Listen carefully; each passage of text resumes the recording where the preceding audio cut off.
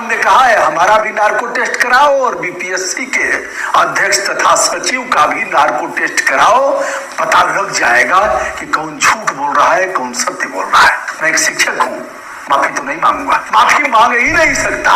Notice आई है तो जवाब चला जाएगा।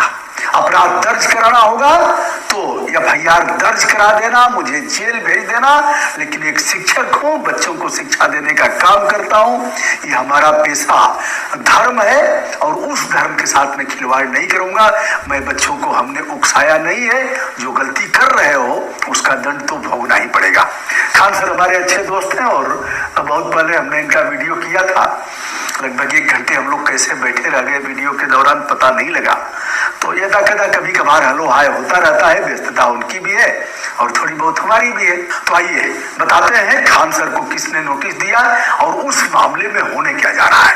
आप सभी इस बात से भली भांति परिचित हैं, अवगत हैं और आपको इस बात की जानकारी है कि बिहार पब्लिक सर्विस कमीशन 70 बार इसकी परीक्षा हुई और उस परीक्षा में लगातार किसी न किसी रूप में बच्चों के साथ छल किया गया। इस बार जो परीक्षा हुई, पहले प्रतियोगी परीक्षाओं की तैयारी कर रहे छात्र जो उसमें बीपीएससी परीक्षा देने वाले थे, प्रारंभिक परीक्षा में उन लोगों ने नॉर्मलाइजेशन को लेकर के यानी सामान्यीकरण को लेकर के बड़ा आंदोलन किया।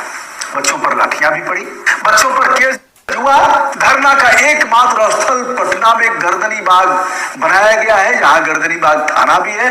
पटना के गांधी मैदान में धरना प्रदर्शन को प्रतिबंधित कर दिया गया है, जबकि प्रशांत किशोर जो एक नई शक्ति के रूप में बिहार में अपने आप को प्रदर्शित और प्रतिष्ठापित करने के लिए लगातार अग्रसर है, लंबी पद यात्राएं भी उन्होंने किया, उनको पुलिस ने पकड़ा ले गई।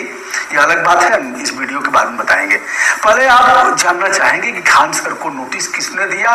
रहमान सर पर भी मुकदमा हुआ। आइए, पटना का गर्दनी बाग इलाका, अब इन्हें तो आप पहचान ही रहे हैं, क्या प्रशांत किशोर हैं और पटना में इन्होंने प्रदर्शन किया, बच्चों के बीच गए और पुलिस ने उठा करके इन्हें भोर में, जिस समय लोगों के अभी सोने का समय था, ठंड में रजाई और कंबल में दुबके हुए थे, उसमें प्रशांत किशोर को उठाया और ले गए न्यायालय में पेश किया। एक बात यह छन करके आई कि प्रशांत किशोर ने बेल बांड भरने से मना कर दिया।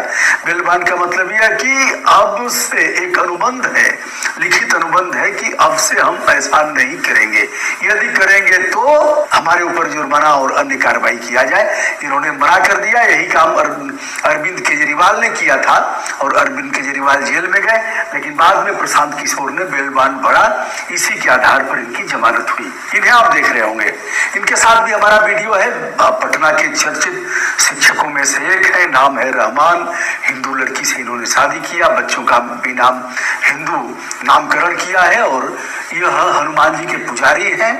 रहमान सर पूजा करते हैं और बजरंगबली में बड़ी आस्था है।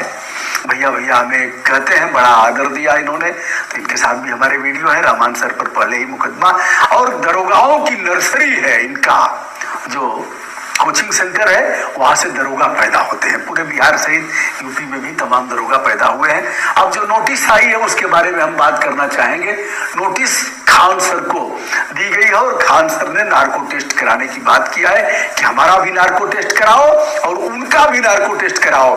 जेल में चला जाऊंगा लेकिन माफी नहीं मांगूंगा, क्योंकि हमने कोई गलती नहीं किया है। आपने पिछले दिनों देखा, खान सर गए थे, फिर थाने में ले जाया गया, फिर वहां से थाने की गाड़ी में पहुंचाया गया। उनको कहा गया कि आप चले जाइए यहाँ से, अगर नहीं जाएंगे तो लड़के और उग्र होंगे।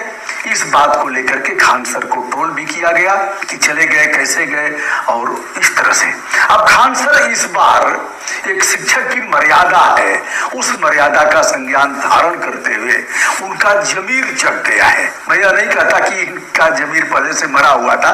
खान सर एक अच्छे हैं और निर्छीर विवेक का आकलन करते हुए कभी भड़काने लटकाने का काम नहीं करते हैं, अच्छी बात करते हैं। तो अब खान सर ने ऐसा किया है और अब नोटिस मैं आपको दिखाता हूं। यह है लीगल नोटिस जो उच्च न्यायालय के अधिवक्ता ने दिया है। आपकी सुविधा अनुसार मैं इसका हिंदी ट्रांसलेट इसका कर देता हूं और दिखाता हूं। दोस्तों यह है नोटिस, लीगल नोटिस अधिवक्ता के माध्यम से बीपीएससी ने भेजा है, यानी बिहार लोक सेवा आयोग इसने भेजा है।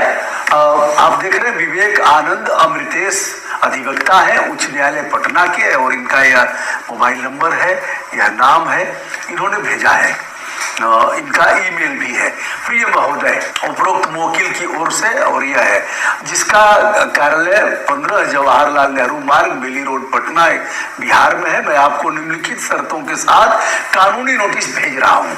नोटिस का बिंदु नंबर 1, प्रस्तर 1 में कहा गया है कि बिहार लोक सेवा आयोग एक स्वायत्त संवैधानिक निकाय है जो भारतीय संविधान के अनुच्छेद 315, देखिए सब काम की चीजें हैं जो मैं पढ़ रहा हूं, यह जो भी प्रतियोगी छात्र हैं उनके सबके लिए यह काफी महत्व का है। नोटिस में कह रहे हैं कि संविधान के अनुच्छेद 315 के तहत स्वतंत्र, निष्पक्ष और निष्पक्ष रूप से अपने कार्यों को करने के लिए बनाई गई है, जिसके लिए इसे उच्च निष्ठा और योग्यता वाले व्यक्तियों से बनाया गया है।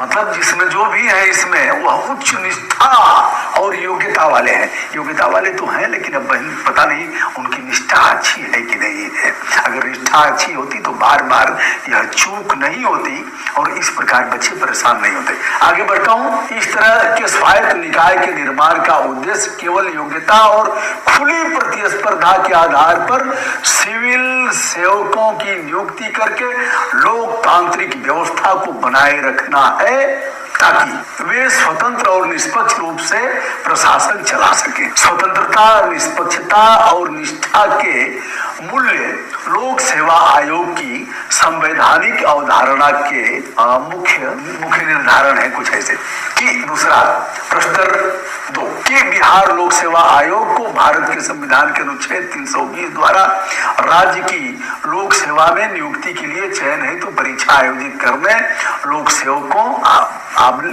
राजपत्रित यानी गस्टेड राजपत्रित की प्रोन्नति के लिए विभागीय प्रोन्नति समिति की बैठक बुलाने, दोषी लोक सेवकों राजपत्रित के संबंध में सरकार को दंड की सिफारिश करने तथा जहां भी आवश्यक हो लोक सेवा के मामले में सरकार को परामर्श देने की शक्ति प्रदान की गई है। आइए यह इसके अधिकार है। प्रस्तर 3 कि बिहार लोक सेवा आयोग बिहार राज्य के अधीन विभिन्न सेवाओं और पदों के लिए विभिन्न परीक्षाएं और साक्षात्कार आयोजित करता है। परीक्षा के लिए निर्धारित मानदंडों और आरक्षण के आधार पर समस्त उम्मीदवारों की सूची राज्य सरकार को संसिद्ध करता है, और इस प्रकार बिहार लोक सेवा आयोग का एक मूल कार्य राज्य सरकार के अधीन किसी सेवा या पद पर भर्ती के लिए उम्मीदवारों की योग्यता और उपयुक्तता का आकलन करने के लिए परीक्षा साक्षात्कार आयोजित करना है। कंडिका नंबर 4 में आते हैं। प्रस्तर 4 यह कि आप श्री फैजल खान उर्फ खान सर, चलिए खान सर का नाम भी मुझे तो पता था, बहुत से लोग इस पर भी तमाम वीडियो किए हैं कि इनका असली नाम क्या है। तो असली नाम इनका फैजल खान है। मूलतः ये उत्तर प्रदेश के देवरिया के रहने वाले हैं और पटना में यह क्रियाशील है, यानी कर्म क्षेत्र इनका पटना है। यह कि आप श्री फैजल खान सर ने दिनांक 5/12/2024 को 6/12/2024 को मेरे मुवक्किल से पुष्टि किए बिना जियो शेर मेरे मुवक्किल यानी बीपीएससी यानी बिहार लोक सेवा आयोग से पुष्टि किए बिना 70वीं संयुक्त प्रारंभिक प्रतियोगी परीक्षा में सामान्यीकरण के कार्यान्वयन के बारे में गलत सूचना अफवाह फैलाई और आपने अभ्यर्थियों को निराधार सूचना अफवाहों के आधार पर बिहार लोक सेवा आयोग के खिलाफ इकट्ठा होने और विरोध करने के लिए उकसाया। ऐसी परिस्थिति में आप माफी मांगे, क्षमा मांगे।